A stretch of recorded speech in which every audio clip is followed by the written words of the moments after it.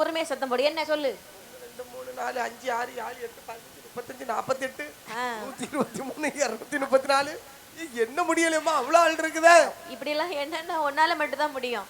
சரி இருக்கட்டும். சரி, அதாவது எதுக்கு வந்து அதை சொல்லு. தங்கையே, நலமாக இருக்கின்றாயா? அளவுல இருக்க நல்லா இருந்தா உன்னை பார்க்க வர போறேன். சரி, என்னாச்சு? தங்கையே, என்ன? இந்த உலகம் அழிந்து விட்டது உனக்கு தெரியுமா? தெரியாதே. தெரியாதுல்ல? தெரியாது. பார்வதியால் உரை கேட்டு பகவான் திருநடனம் ஆட பார் உலகம் எல்லாம் அழிந்து போய் விட்டது. ஐயோ, அழிந்து போன உலகத்தை படைப்பதற்கு சரி தங்கே உன்னிடத்தில் ஒரு பிடி மண் வாங்கி செல்லலாம் என்று வந்திருக்கிறேன். மண்ணு வாங்க நீ வந்திருக்க?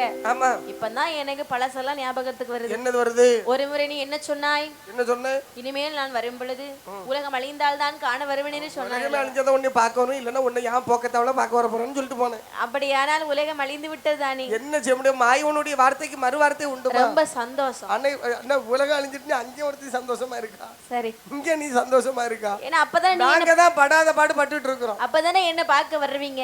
உலகம் அழிஞ்சாலும் பரவாயில்ல, உன்னை நான் பார்க்க வரணும். ஆமா. சரி தங்கே, சரி ஒரு பிடி மண் தந்தால் நான் கொண்டு சென்று விடுவேன். ஒரு பிடி மண் என்ன 1000 பிடி மண் தருகிறேன். அப்படியா? தா வாங்கிப்போ. போதும், ஒரு பிடி போதுமா? ஒரு பிடி போதும். மண்ணலி போட்டாத, மண்ணலி தா.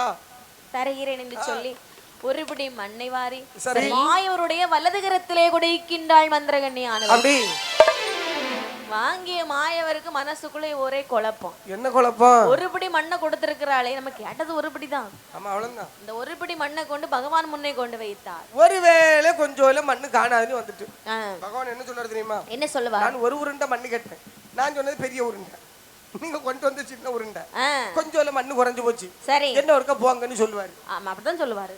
அப்படிதானே? ஆமா. அவரு வரையா போறாரு? வரமாட்டாரு, வாய்ப்பு இல்ல. ஆகையால மறுபடியும் வர வேண்டும் என்று சொன்னால் அதே வேட்டுவாளி எடுக்க முடியாது. ஏற்கனவே வேட்டுவாளி பழைய கூடு கட்டி இருக்கு, சரி புதுசா உள்ள போக முடியாது. ஆகையினால இன்னொரு பிடி மண்ணானதை எடுத்து சென்று விடலாம். இடது கரத்தினாலே ஒரு பிடி மண்ணை களவு செய்கிறார் மாயவனார்.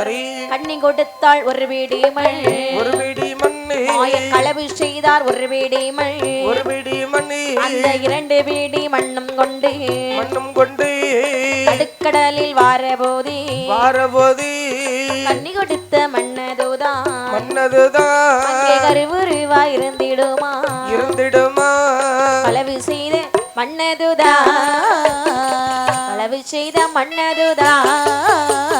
மறைந்திடுமா பால்கடலில்.